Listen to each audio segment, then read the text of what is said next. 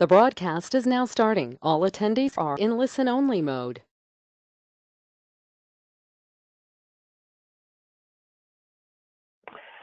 Hello and welcome to today's webinar. I'm Nick Zulovich, part of the team at Cherokee Media Group and Senior Editor of Subprime Auto Finance News. In today's webinar, Top Regulatory Developments Facing the Auto Industry, we're going to learn more from Matt Isaacson and Cara Snow of LenderLive. But before we get started, I want to go over a few housekeeping items for today's webinar. Please make sure you dialed in using the phone number provided in your communication email, or you're able to listen via your PC speaker. We are recording today's webinar, and we'll make the recording available to you as soon as possible. You will be in listen-only mode for this webinar, but we will reserve some time after the presentation for a Q&A session. You can submit your questions at any time through the questions box on the GoToWebinar control panel. And if we aren't able to get to your question today, don't worry, because we'll forward it on to the team at LenderLive so they can respond back to you directly via email. And finally, if you have any difficulty during today's webinar, please click on the hand icon to alert a member of our team. So with plenty of knowledge and updates to share, let's get right to Matt and Cara for our webinar. Thank you again for joining us. Thanks, Nick. My name is Matt Isaacson. I'm the Senior Regulatory Counsel at LenderLive. I've been practicing in this area as well as bankruptcy for the last 12 years. I don't feel that old, but that number just keeps getting bigger. Cara Snow is also joining us today on the webinar. Cara is a regulatory counsel with LenderLive's Compliance Solutions team, and she's an attorney licensed in Colorado with 6 years of experience in this space as well. So next slide, please.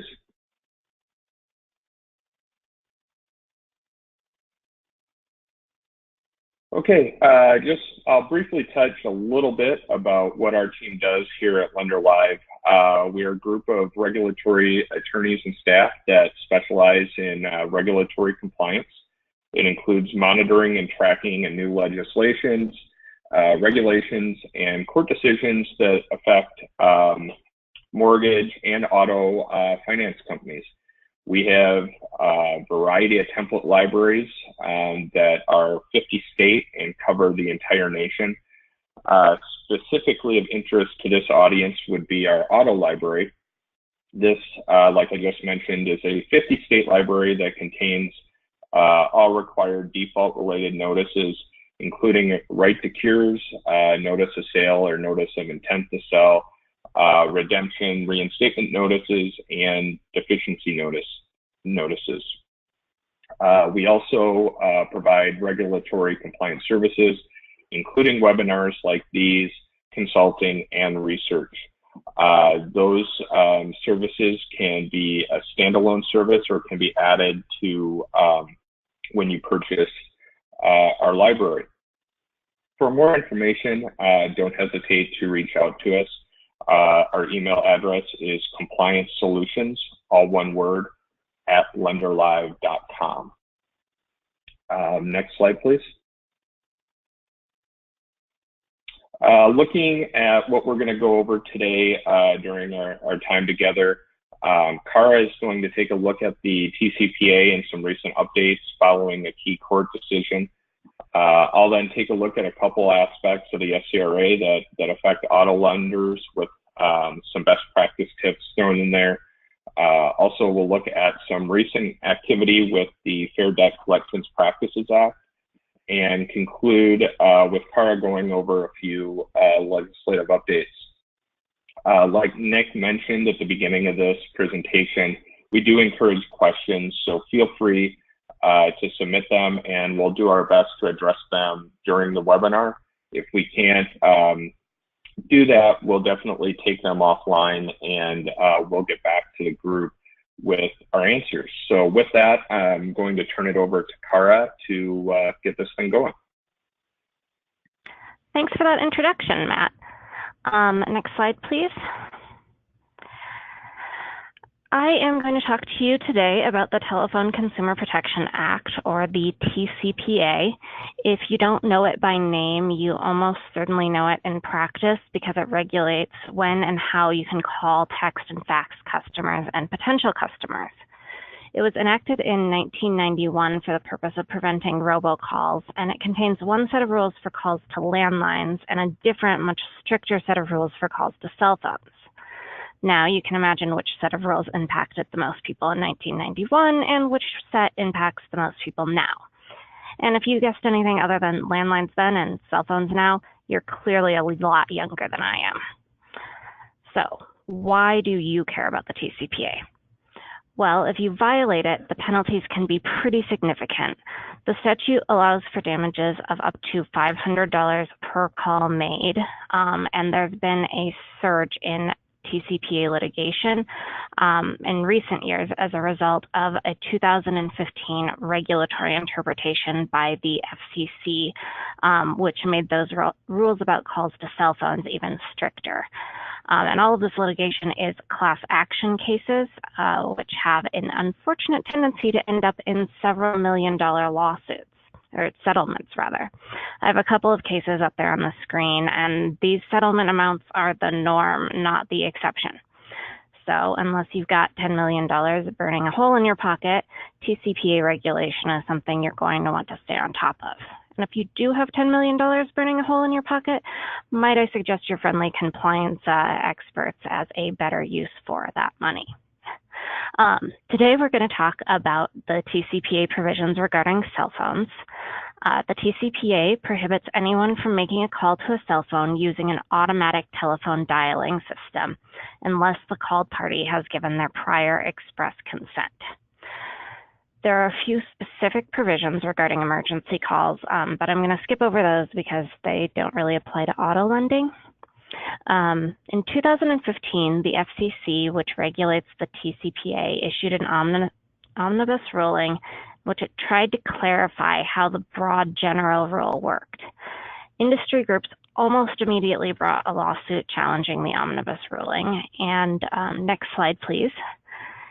In March of this year, the DC Circuit issued a decision overturning significant parts of the omnibus ruling. There were three main issues before the court. The first was the definition of an ATDS. The second was the liability for calling reassigned wrong numbers. So if you got consent to talk to a borrower or a consumer, and then that consumer's number was reassigned to a person who hadn't given consent, could you be liable for that? And the third issue was how a person could revoke consent. So what the court did was overturn the FCC's omnibus ruling on those first two issues, the ATDS definition and the reassigned numbers, but it did uphold the FCC's ruling about the revocation of consent. I am going to focus for the most part on the definition of an ATDS, which sounds pretty technical, but it's actually likely to have the biggest impact on your processes. Next slide, please. As I said earlier, the TCPA prohibits anyone from making a call to a cell phone using an ATDS unless the called party has given their prior express consent to be called. And it's important to remember that this prohibition applies to everyone, not just businesses or debt collectors. It applies to us, you, me, in our professional capacity, but also in our personal capacity. So the definition of what an ATDS is very important. The statute defines it as equipment which has the capacity to A, store or produce telephone numbers to be called using a random or sequential number generator, and B, to dial such numbers. So if you look at that definition, you can see that the really big question is, what does capacity mean? In the 2015 omnibus ruling, the FCC said that capacity included all of the potential functionalities of equipment, including features that can be added to the equipment's overall functionality through software changes or updates. This essentially means that smartphones and office telephone systems, most of the phones that people use today would qualify as an ATDS because you can download software that would give those systems ATDS capabilities, even if you haven't done so and the phones don't currently have that capability. When this was pointed out to the FCC was basically like, yeah, don't care. Luckily for all of us, the DC Circuit felt a little bit differently, and it basically overturned the FCC's definition of an ATDS and said, no, you can't have a definition that makes every smartphone user a potential TCPA violator in waiting. So for example, under the FCC's definition, if you're planning a dinner party and you use your iPhone to text or call a friend of a friend to invite them, there's a good chance you've just violated the TCPA. And the court looked at that scenario and was like, that's definitely not what Congress intended when it passed the TCPA. The FCC needs to look at this again. Next slide, please. So beyond the whole bit where it made everyone in America a TCPA violator, the court identified another major issue with the FCC's definition of an ATDS. Remember how the omnibus ruling said that a device's capacity included all of its potential functionalities? The next obvious question is, what functionalities are central to the concept of an ATDS? As you'll recall from when I read the statute earlier, the statute says that it both has to have the capacity to store and produce numbers using a random or sequential number generator and dial them. And in the omnibus ruling, the FCC said the same several times. So it doesn't seem like there's an issue, except that in the omnibus ruling, the FCC also said that predictive dialers are definitely always ATDSs, despite the fact that most predictive dialers can't do both of those things. So the FCC essentially said in the omnibus ruling, you definitely have to be able to do both of these things to be considered an ATDS, but also you don't have to do both of these things to be able to be considered an ATDS. The court found that that was inconsistent and told the FCC essentially that it needed to pick a lane.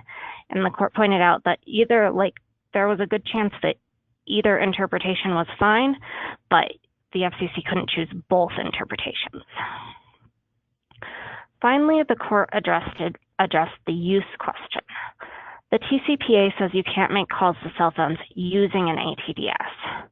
So the court pointed out that the two previous issues about capacity and functionality could be sidestepped by the FCC if it focused on whether the equipment was actually being used to store or produce telephone numbers to be called using random or sequential number generator and to dial such numbers. Next slide, please.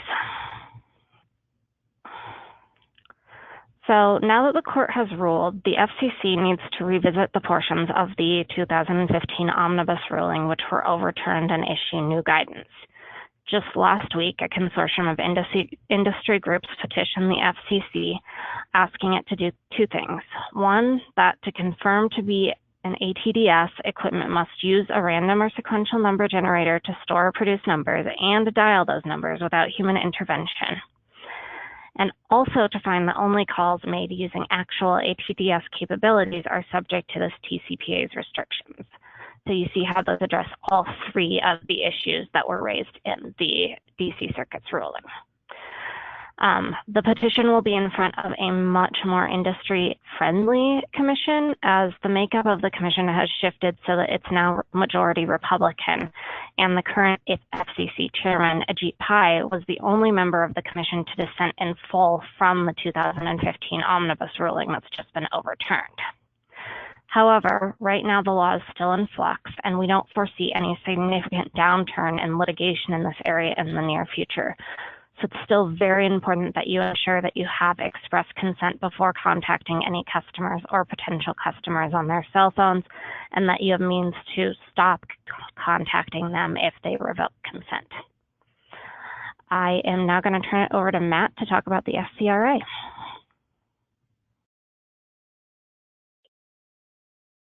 Okay, thanks, Cara. Like she just said, we're going to spend a couple minutes talking about the SCRA, the Service Member Civil Relief Act, if we can go to the next slide. This law, more commonly referred to as the SCRA, to keep it short. Recently in the news, we've heard about large fines to one of the big banks for failing to comply with the SCRA. And as this bank was mentioned negatively in the news repeatedly, one area of the law where non-compliance can really hurt your reputation as well as your company's pocketbook. So in the last 7 years, the Department of Justice has recovered over $467 million from businesses that have violated the SCRA. For our purposes today, we'll begin by focusing on one of the main parts of the SCRA that affects auto lenders, and that is the prohibition against repoing of collateral without a court order. After a service member enters military service and if a payment has been made, the property may not be repossessed without that court order. If your organization intends to repossess a vehicle and there is any indication the customer is a service member, it's important to communicate with your internal legal and compliance partners to see if you can proceed. Next slide, please. And so recently, we've been seeing a general trend towards increased SCRA enforcement actions. As an example, last month, the DOJ announced a lawsuit against a lender located in California for violating the SCRA.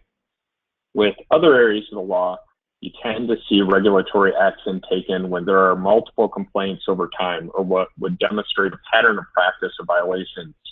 Notably, this action taken by the DOJ was based off of one single complaint. The lawsuit that the DOJ filed seeks to stop the defendants from future violation of the statute and is also requesting monetary damages for this particular service member, but also others who may have been injured by the defendant's actions, as well as civil penalties. In this case, the DOJ alleged that the lender violated the SCRA by initiating and completing repossession without a court order, as she had made an installment payment prior to the lender, prior to entering military service, and was in military service at the time of the repossession. Also, the company had actual knowledge that she was in the military and decided to repossess the vehicle anyway. One sticking point that the Department of Justice had and still believes is that the company doesn't have any policies or procedures and practices in place to verify the military status of borrowers before repossessing their vehicles, despite having the opportunity to make use of the Department of Defense manpower data center that allows lenders seeking to comply with the SCRA to check and see whether their customers are protected by the statute. Without such policies or procedures in place, the agency accused the defendant of engaging in a pattern or practice of violating the SCRA, characterizing their conduct as intentional, willful, and taken in complete disregards of the rights of service members. And as we know from media coverage of and the fines leveled against Wells Fargo, these can potentially be in the millions of dollars and lead to increased scrutiny of business practices. Next slide, please. Another area of the SCRA that's maybe less well known, but I wanted to draw attention to, was in regards to lease termination. The SCRA provides that service members can terminate a lease early without penalty after entering military service or receiving qualifying military orders for a permanent change of station or deployment. When this happens, the SCRA requires that they be refunded all lease amounts paid in advance. In this case, the Department of Justice filed a lawsuit against an auto finance company alleging that the company failed to properly refund amounts prepaid by service members. These prepaid amounts are usually upfront down payments at lease signing, credit for a trade-in vehicle, or rebates or other credits. A portion of this upfront amount can be applied to the first month of the lease and certain upfront costs such as licensing and registration fees. After licensing and registration fees, the remainder is called the capitalized cost reduction amount, and it operates to reduce the monthly payment the lessee must make over the term of the lease. Like our previous example, the DOJ did not receive a large amount of complaints. This action was brought based on only 2 complaints. Another similarity between these two examples is that the finance company failed to have policies and procedures in place for lease terminations in the SCRA. As a result of just 2 complaints, the cost to the auto finance company exceeded $2 million in damages. Next slide, please. With that in mind, I included some best practice tips that you can take back to your organization, and you can see those on the screen. I would start by identifying accounts in your system that have a military mailing address. While not required, you might want to take a proactive approach about confirming service member eligibility in the SCRA. The DOJ also, in those prior 2 cases, stressed searching the DMDC. That's the website that should be used to verify whether your customer is potentially on active duty. And as we've demonstrated with the prior 2 examples, have policies and procedures in place that cover the SCRA and train employees on them. Next slide, please.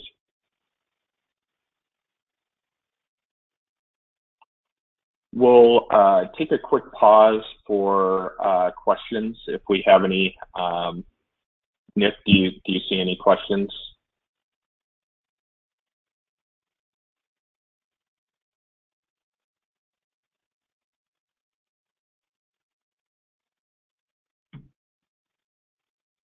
Okay, it looks like we don't have any, so we can move on to the next slide.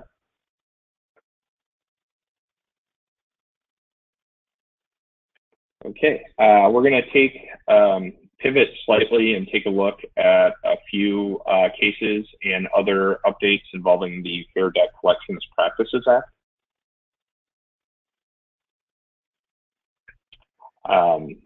This case right here, just about a year ago, the CFPB filed suit against a law firm alleging that the firm deceived consumers with misleading calls and letters. And the reason that I brought your attention to this is for a couple of reasons. One is that it's one of the few cases that the CFPB is still pursuing since the change in leadership. And while the CFPB has not made debt collection rules in relation to the FDCPA, they are still active in this space, and they're looking for violations of the FDCPA and what they deem to be deceptive. So this is a case that's going, or it looks like it is at trial at the moment. So it'll be interesting to see how that turns out. But it's a good reminder that the CFPB is still active in this space despite the change in leadership. Next slide, please.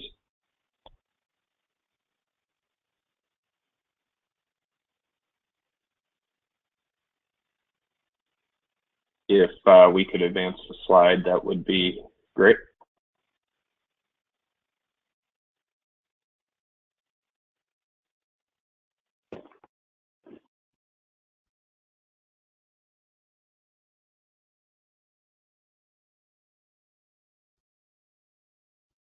There we go. This case here, Hill versus Accounts Receivable Services, LLC. A consumer sued a collection agency for violations of the FDCPA, alleging that the collection agency's exhibits submitted in a state court action were false, misrepresented the legal status of the debt, and threatened actions the agency did not intend to take. So this FDCPA action followed the state court's decision to grant judgment in favor of the consumer. The Eighth Circuit concluded that a debt collector's loss of a collection action by itself is not a violation of the FDCPA, and that the alleged inadequate documentation and other alleged inaccuracies in the state court case were not materially false representations. By affirming dismissal, the Eighth Circuit joined the Third, Fourth, Sixth, Seventh, and Ninth Circuits, and also the 11th Circuit, in requiring a consumer to prove not only a violation of the FDCPA has occurred, but also that the violation was material. The decision increases jurisdictions in which debt collectors can defend purely technical violations of the FDCPA on material grounds. Next slide, please. All right, the next case focuses on your debt collection notices. So the question the court looks at is, what actions does a debt collector need to take if a debtor disputes the debt notice? So under the Act, if a consumer disputes the validity of a debt in writing within 30 days, the debt collector shall cease collection of the debt until the debt collector obtains verification of the debt and it is mailed to the consumer by the debt collector. Critically, the law does not describe what it means to obtain verification of the debt. The specific question is, what is the debt collector supposed to be verifying? The debtor in this case argued that the debt collector needs to verify the accuracy of the underlying debt, that the provision obligated the debt collector to contact the original creditor to confirm whether she really owed the original creditor the money. The debt collector argued that the FDCPA is more about the accuracy of its collection notice, that it only required them to confirm that the notice to the debtor matched the original creditor's description of the debt and debtor. The court found that it would be both burdensome and significantly beyond the purpose of the Act to require a debt collector to undertake an investigation into whether the creditor is actually entitled to the money it seeks. This circuit, the Seventh Circuit, joins the Fourth and Ninth Circuit in holding that the statute requires nothing more than the debt collector confirming in writing what the amount being demanded is what the creditor is claiming is owed. Next slide, please.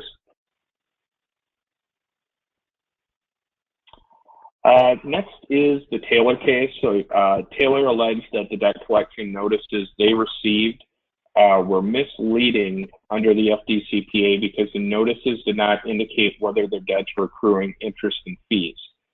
The Fair Debt Collection Practices Act, as most of you probably know, makes it unlawful for any debt collector to use any false, deceptive, or misleading representations or means in collections in connection with the collection of a debt.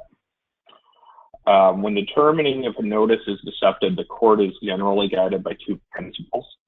The first is that the Act should be liberally construed to eliminate abusive debt practice standards, debt collection standards. And they also look at the least sophisticated consumer standard. And so looking at that, a collection notice can be misleading if it is open to more than one reasonable interpretation, at least one of which is inaccurate. So here, the court found that if you weren't charging interest or fees, there was no need to disclose it, okay? But if you were charging interest and fees, then the notice would be required to. And so it's very important that if your notices are charging interest and fees, that you make sure to properly disclose that on your notice. Other courts that have looked at this issue agree, including the Seventh Circuit Court of Appeals. Next slide.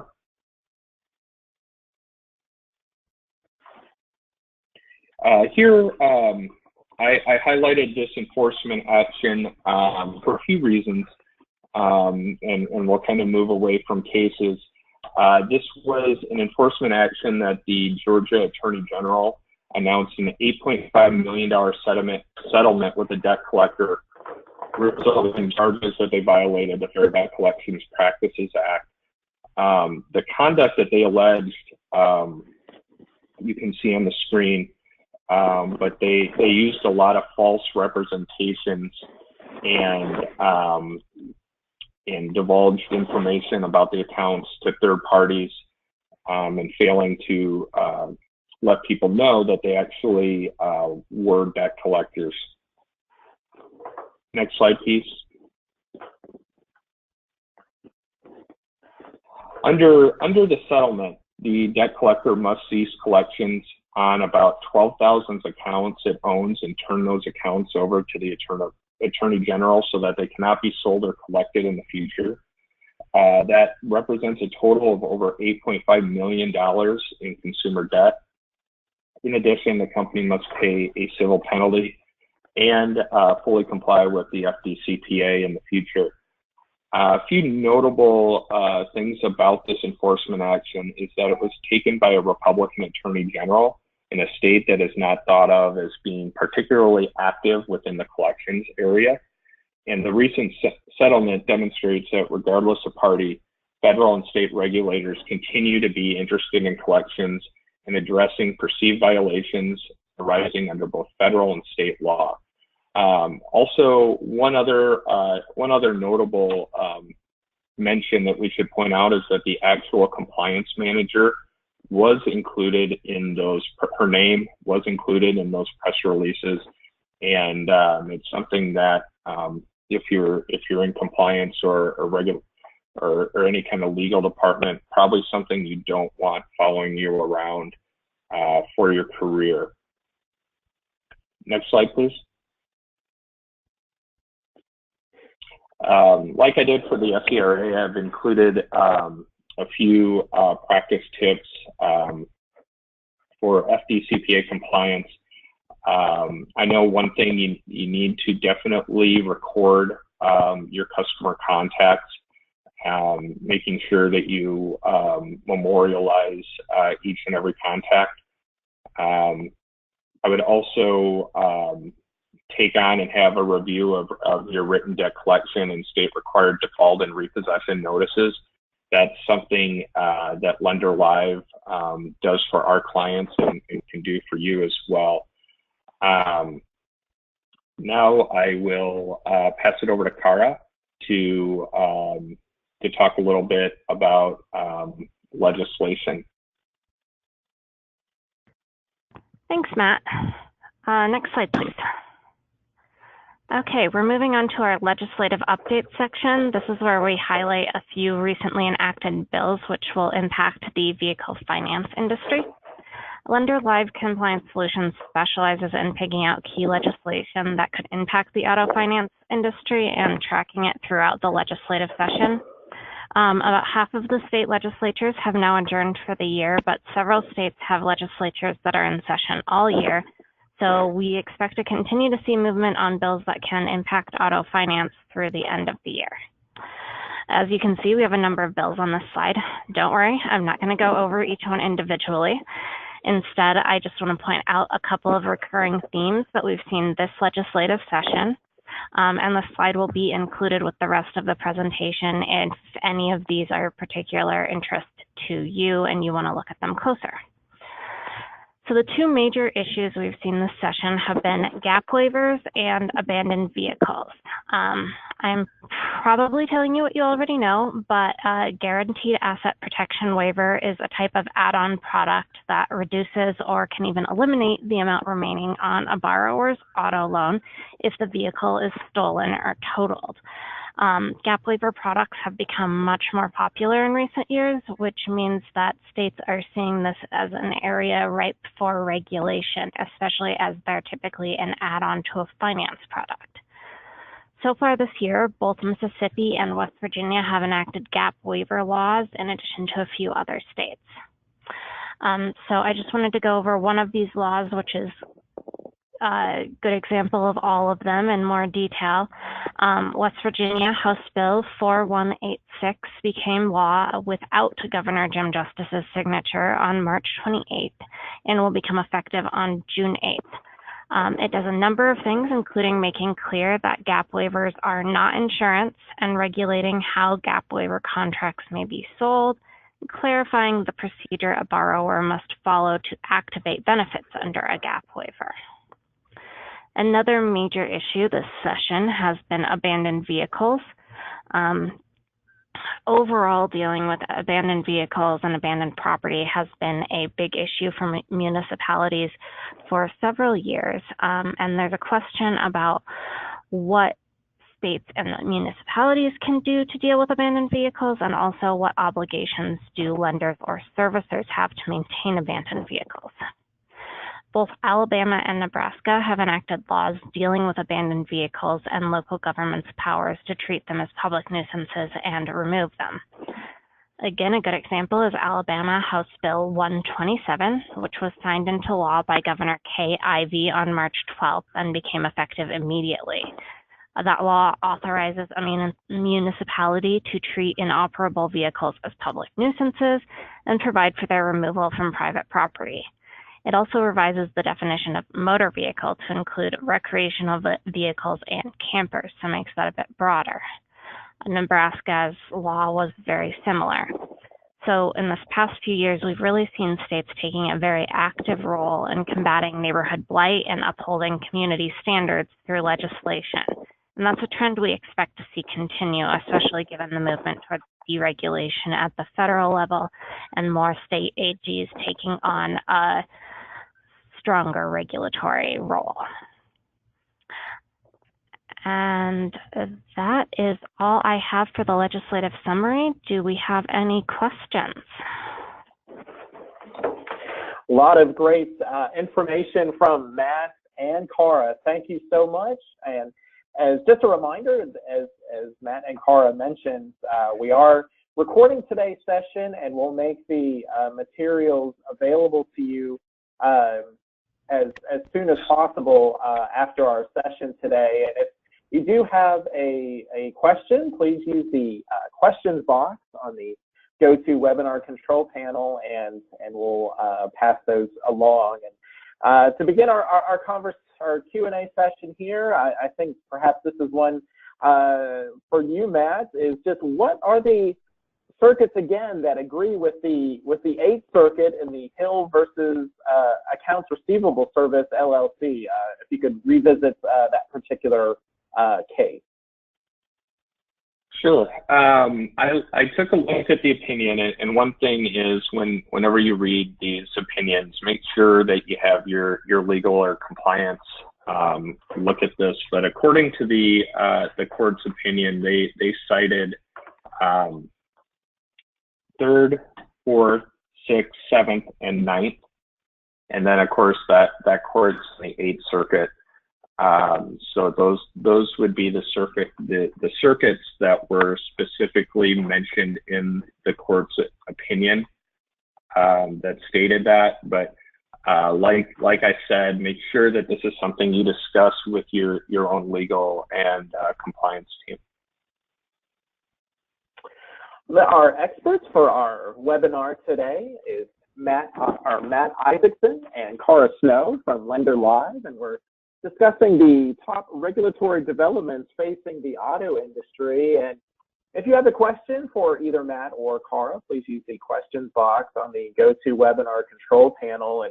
And throughout the presentation, both of you referenced keeping up with a course of action. How often should companies revisit their policies and procedures? I would think at least on an annual basis, just in light of all the developments that are happening nowadays, how often should compliance be discussed within the management teams, with the executive leadership at finance companies? Yeah, well, I think a lot depends on the size of your organization and how much bandwidth you have internally. I think definitely annually your policies and procedures, but as things change, which can happen pretty rapidly, it's really something that you need to stay on top of. That is one of the benefits to having an organization like ours as a partner, because we only do regulatory compliance. So while your internal people might have to wear multiple hats, juggling between various tasks that they have to do on a daily basis, that is something that we provide to our clients if they decide to sign up for that service with us. The voice you're hearing, that's Matt Isaacson. He is one of our experts for our webinar today, along with Cara Snow, who are part of the expert team at LenderLive for our webinar today, top regulatory developments facing the auto industry. And if you have a question, please use the questions box on the control panel, and we'll try to pose that as well.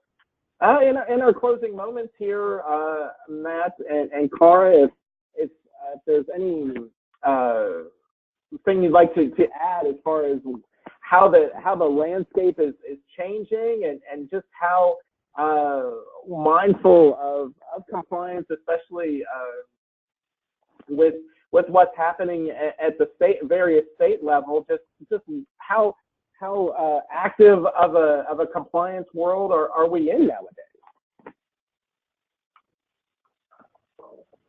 Well, I think we're in a very challenging space because while we have the appearance of less federal regulations, you have various states and attorney generals, like it was pointed out with one of the in the FDCPA section, where even kind of non-traditional states, people that you wouldn't think that Georgia would be a state where you would see a lot of activity in this area, just issued a pretty serious sanction to a company regarding debt collection. So it is something that while there might be some relief or perceived relief at the federal level, you now have to deal with multiple states that have kind of taken the reins. And so that can be difficult. Instead of dealing with one very large regulator in the CFPB, you're now dealing with state AGs and state regulatory schemes that are all different. And so that can still be just as great a challenge as it was before we had the presidential election. Very good. Closing moments here with our regulatory experts, Matt Isaacson and Cara Snow from LenderLive, discussing the top regulatory developments facing the auto industry. And in our closing moments here, if you could just reiterate how, if a finance company feels that they need some assistance in compliance matters, how can they connect with LenderLive, and how can the organization be of assistance? Yeah, I think probably the best way to reach out to us would be at our compliance solutions, all one word, at lenderlive.com. Of course, they can go to our webpage as well to get more information and contact information if they're interested in our services. What we offer, I mentioned previously, we do specifically for this audience, is that we do have a 50-state template library that addresses all the notices necessary for auto default. So from your right to cure notices to your notice of intent for sale, and also deficiency notices, reinstatement, redemption notices, if those are required in the state that you operate in. So we have a complete template library that's available for purchase. We also have a compliance offering, and so most of our clients bundle that together. We do have some that are just compliance only and use their templates. The compliance portion is more like consulting. We can review your templates. We also provide legislative tracking and updates. Like I said, consulting, and also webinars like these we do on a quarterly basis for our internal clients only. That's Matt Isaacson, along with Cara Snow, the experts for our webinar today, Top Regulatory Developments Facing the Auto Industry. And as just a reminder, we are recording today's session, so keep watch of your inbox for a link to the recording of this webinar to be able to review and share with others in your organization. Matt, Cara, thank you so much for sharing the knowledge and best practices on important topics that impact finance companies. Thank you. Yeah, thank you, and we'd like to thank the audience for joining us. Very good. And for all of us at Cherokee Media Group, I'm Nick Zulovich, and thank you so much for joining.